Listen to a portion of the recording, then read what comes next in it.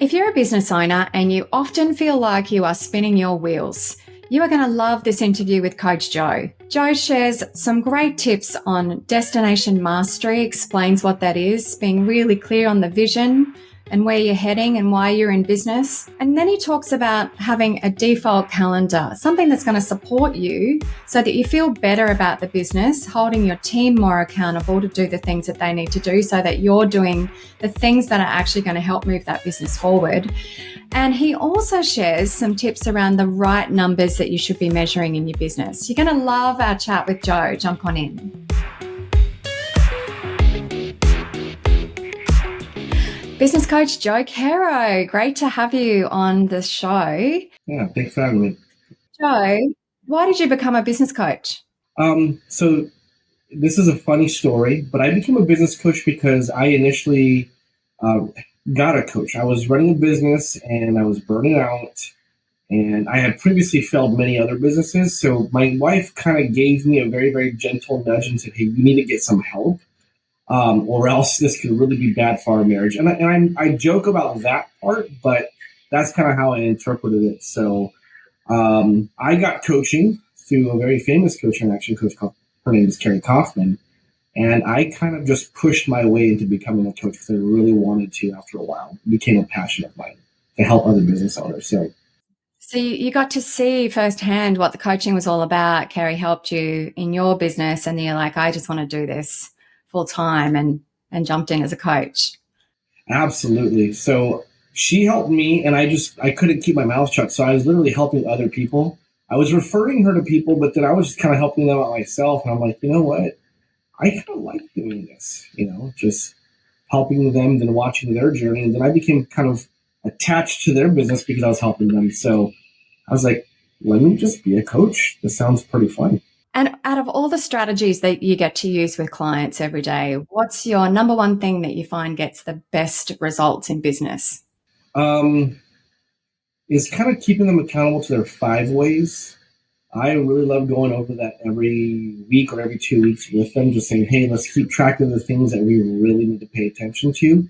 Even if we're working on other big projects or other big things going on, just the basics of keeping track of the basics, your leads, your conversion, your average dollar sale, your number of transactions, your profit. I find that my clients who really pay attention to those 5 ways numbers, the formula, get really good results because they're focusing on what I call their core five, which is your core five focuses. Are you doing what you need to do to bring in what you need to bring in for your business? Just share them quickly with me because a lot of people wouldn't know what the 5 ways is. Just share me. Yeah, the formula is literally behind me. It's leads times conversion rate equals customers times number of transactions times average dollar sale equals your revenue. And you multiply that by your profit margin and you get your net profit. So it's a great formula to kind of keep you focused on what you should be focused on. And because business is numbers, right? Numbers don't lie. They don't care about your feelings. If you keep track of your numbers, it'll tell you what you should be doing or what you're doing right. And so often people, business owners, are measuring the wrong numbers, right? Mm-hmm. Yeah. What are the wrong numbers that they shouldn't measure? Well, some of the numbers that they measure. Well, first of all, in the 5 ways formula, business owners tend to really only focus on how many customers did I bring in, how much revenue did I bring in, and how much money am I keeping, which is profit. And they don't realize that there's other numbers you could focus on that will really manipulate those results. So when it comes to focusing on the 5 ways formula, it's literally the leads, conversion, number of transactions, average dollar sale, and profit that I get them to just keep their focus on, and the results will come in if they focus on those 5 ways numbers. Yeah. And so that's tracking that not just yearly, but quarterly and monthly and even weekly, right? And in some cases, daily. Yeah, depending on the absolutely. If they are in an industry where there's calls coming every single day, like I help a plumber out and they get calls daily for service. You could track those weekly. I mean, you could track them daily, and I would even say weekly is best. And then as the months and the quarters go by, you start to get better averages. But daily and weekly is if you can do that, I would track them daily and weekly. Awesome. Now, Joe, most businesses come to you with a challenge. It might be they're spinning their wheels. It might be cash flow challenges, or it might be they've got a big vision and they just want some help on some strategies to scale. What do you find is the common challenge that most business owners come to you with? Um, just thinking of a couple stories right now. A big challenge is that I see are a lot of business owners are trying to do everything themselves. They haven't really mastered their time and delegation, and they kind of have this. They started the business because they were passionate about something, but then they quickly find out that they're the entrepreneur, the manager, and the technician, and everything bottlenecks for them. And so, whether they want to scale or if they're having challenges with their numbers or with their team, I find that it all kind of bucks right at them needing to kind of let a couple of control issues go and really master their time that way. And so, is it a mindset thing where they often think that they have to do it all because no one can do it as well as me? Yes. Yes. Absolutely. Yes, I think, well, because most entrepreneurs start because either they were the best salesperson on the team that they were at, working, and so like, well, I can do this myself, or they're the best at what they do, or they have a desire to offer a certain product. And so they feel emotionally attached to the result that they have to bring in. And a lot of times, the famous words of entrepreneurs that say, hey, if I want to get this done right, I have to do it myself, kind of comes out of their mouth. And, in reality, they just get trapped with the high paying job in some cases, which is what they think their business is. So, have you got a client that you can share with me where that had that challenge? Oh, yes, absolutely. So there's this printing company here in Kansas City. They were referred to me by the chiropractor in one of my networking groups because she was telling him how she's overwhelmed and burnt out. I just happened to do a presentation about burnout being the number one cause of business failure in America. And so the referral was really easy. And when I did the diag with them, you know, pretty much a strategy session, she started crying because she's like, oh my gosh, I am the person stopping everything from growing because I have to do all the billing. If my person on my team does a job, I have to see it before it goes out. And so it alluded to the fact that she didn't trust her team enough to be able to finish the product and serve the client. And she had to control everything to where she's running a $3 million operation and she's not sleeping. She's not taking vacation. She's working all night and all weekend, and it's affecting her health. And, so that's, it really kind of was bottlenecking with her. And we've been working for several months now. And she actually goes home without taking any work home. She has the weekends off, and we're planning her first 2-day vacation. That's amazing. So, tell me the strategies that you've helped her with, because I'm sure a lot of people resonate with that challenge of, doing all the things themselves in the business and so being potentially open to the idea that you are the bottleneck in your business. So first step one is obviously the realization and awareness that it can Absolutely. change. To walk me through the steps on how you've helped her.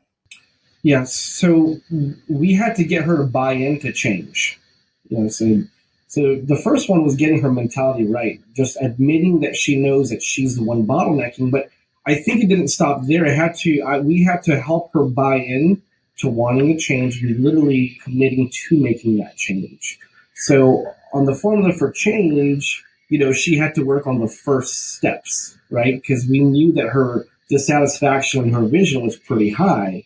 But the first steps, that's where she was scared. So we got that. And so the first thing that we did was time mastery. We really worked on time mastery. We got a default calendar pretty much going for her. So we said, hey, you could only work within the boundaries of your default calendar. So you're going to have to figure this out. And we're going to have to identify the people with enough skill within your business to take on those lower level tasks that you're holding on to. And then Okay, this is good. Let's step back a second. Formula for change. Walk me through the formula for change. okay.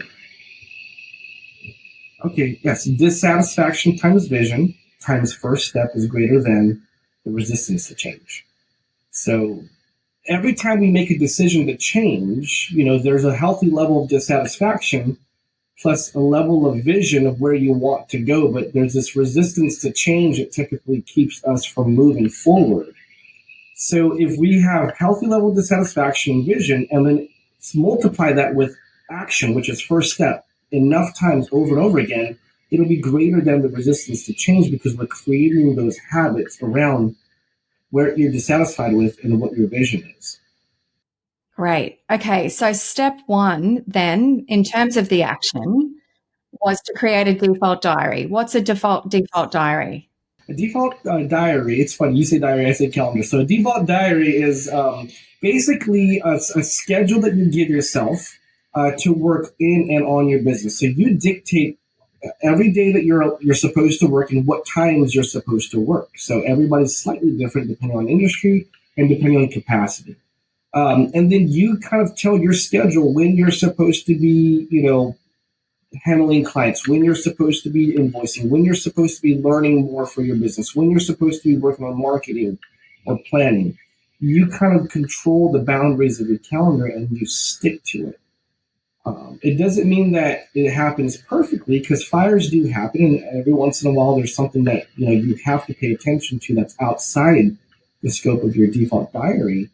But then once you're done with it, you go right back to what your default is at that day and time, and you start working on that. And so it's creating a habit of really living by your calendar so you can be as efficient as possible.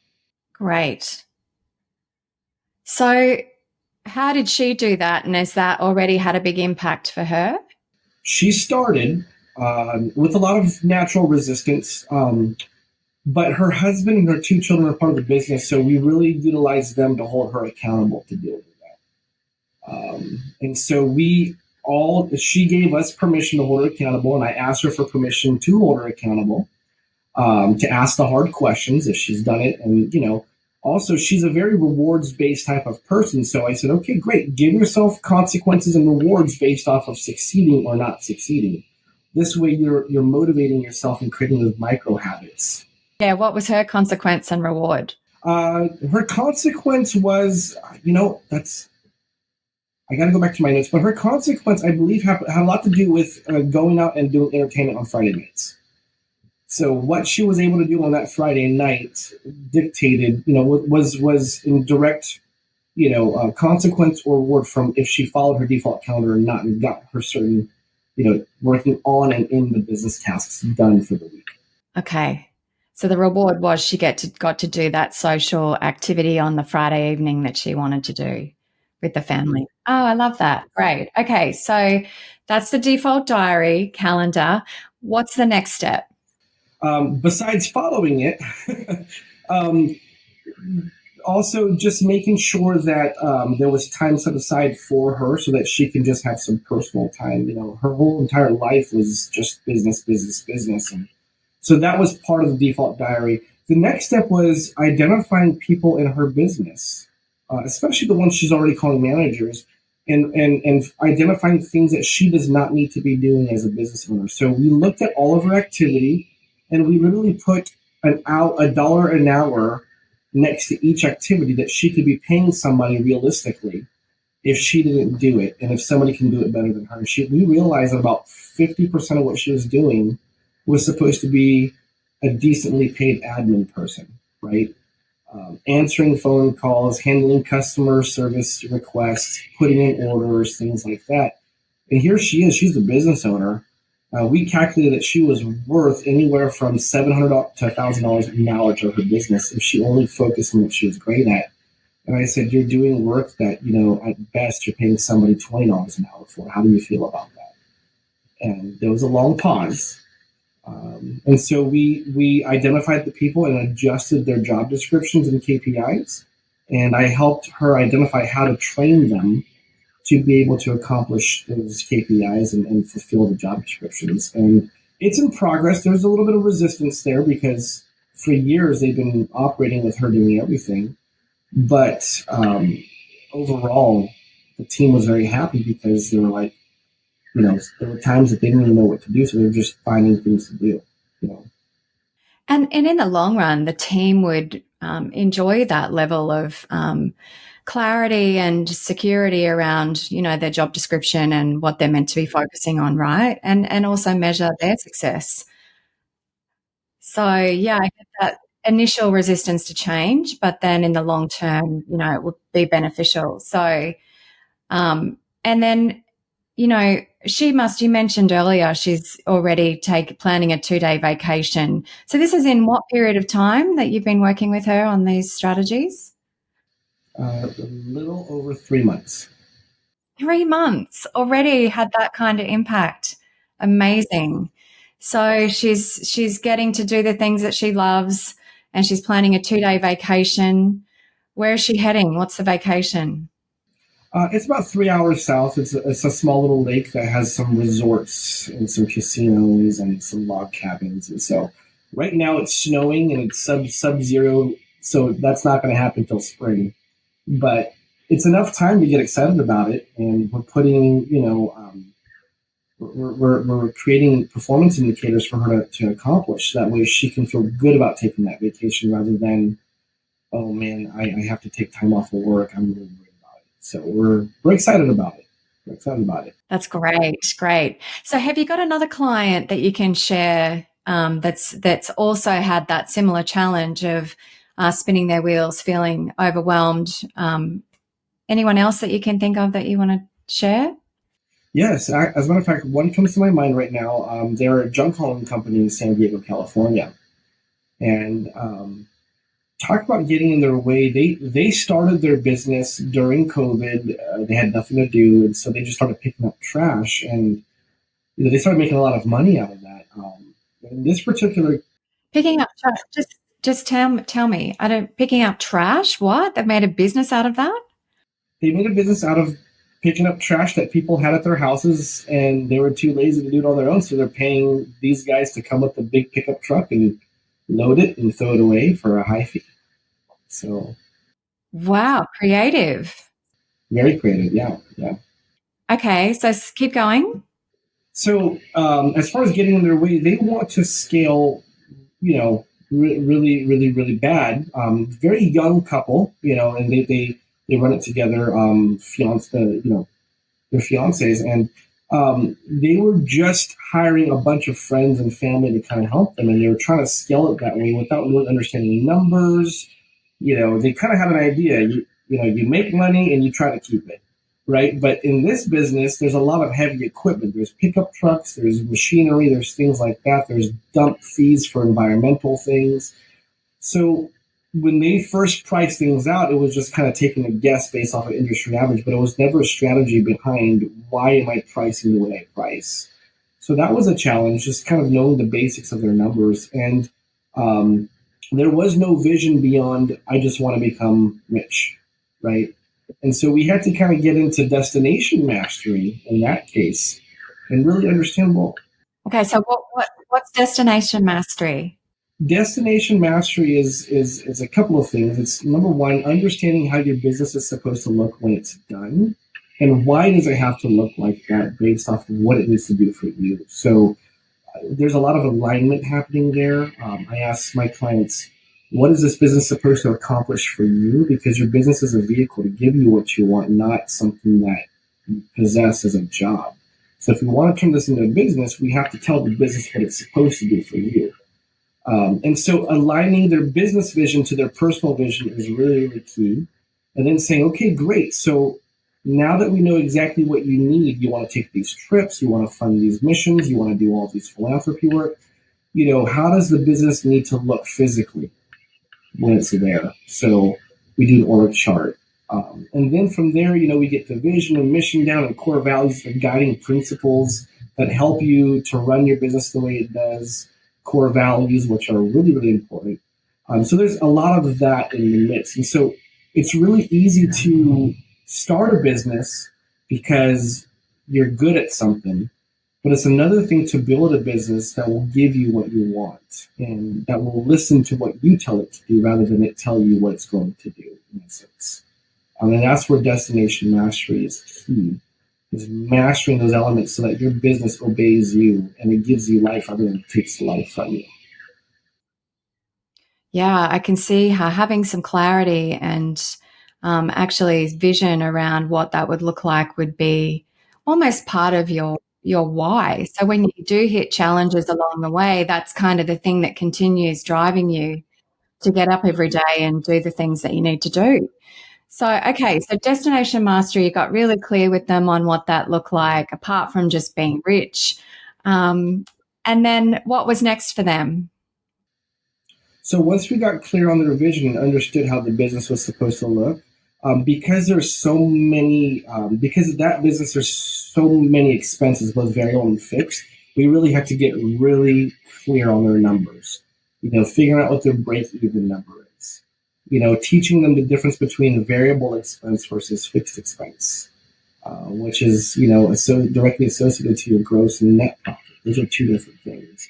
And so once we taught them that, then we were able to work together to really price out the jobs the way they're supposed to be, and also understand how much it would cost them to hire another crew. So we had budgets in place that they followed, and we also understood if they wanted to scale, how much more money do they have to invest before they see the fruits of the scale, because it takes money up front to really scale before you see a profit from the scalability.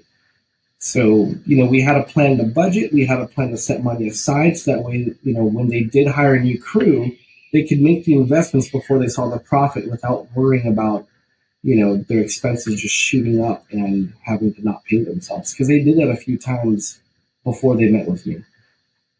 And so they were just using friends and family, were they, just to help? And where are they at now? They have no more friends and family working for them.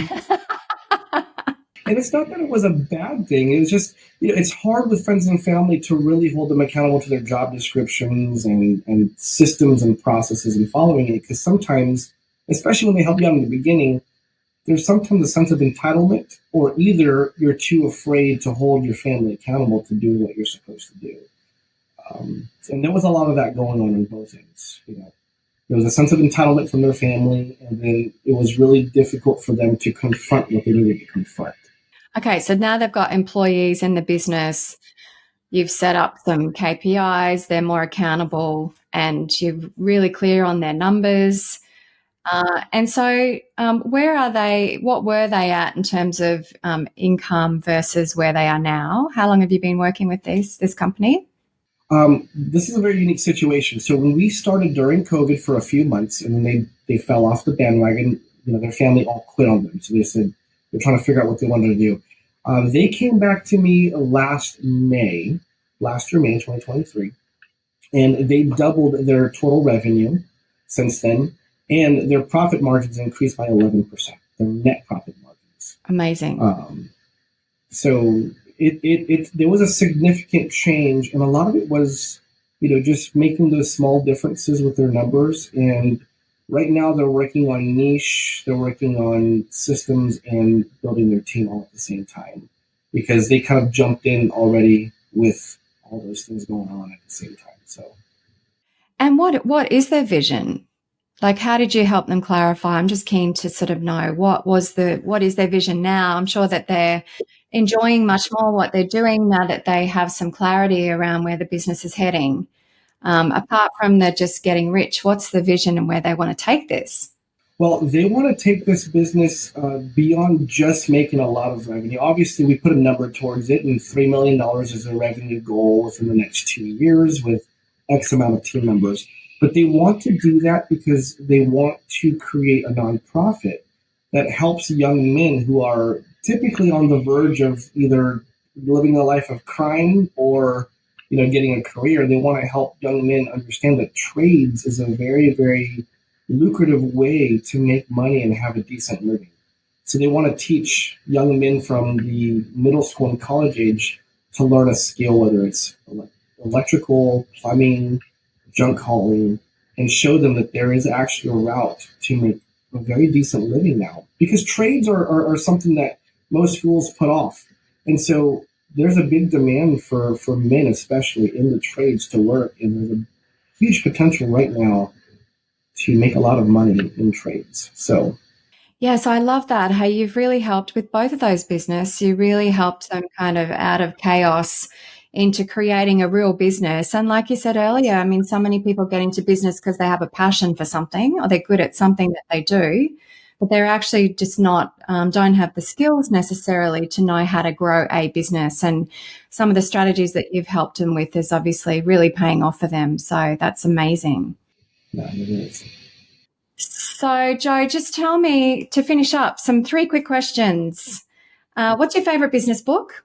Atomic Habits. I love that book. Great book. Who's been the best mentor or coach for you? Well, obviously, I'll give credit to Coach Carrie Kaufman because she whipped me into shape many, many times. But I actually feel like Brad Sugars has been a big mentor for me. I don't know, I know him a little personally, but I listen to all of his trainings, and it's really funny. Every time I think of Brad Sugars, I have a slight Australian accent in my brain. But I can watch his material all the time. So he's been a big mentor. His material has really mentored me a lot. Great. And what's the best piece of business advice that you've ever received? Stay consistent. Stay consistent. I would say get help if you know you need it. But I think that, that's very obvious. But you can get help. And, sometimes you try it, but if it's not working as fast as you want it to, then you try to get to the next best thing. And especially with marketing, I've learned just stay consistent. Hence why you love the book, Atomic Habits. Yes, absolutely. Great. Joe, thanks for spending time with us today. Absolutely. Michelle Adams, your host here. Hats off to you for committing to your learning by listening to this podcast. And if you'd like some help implementing some of these strategies, then click the link in the description to find your local action coach. They can help you put these strategies into action and take your business and your life to the next level. In the meantime, like and subscribe so that you're the first to get our next episode. We'll see you soon.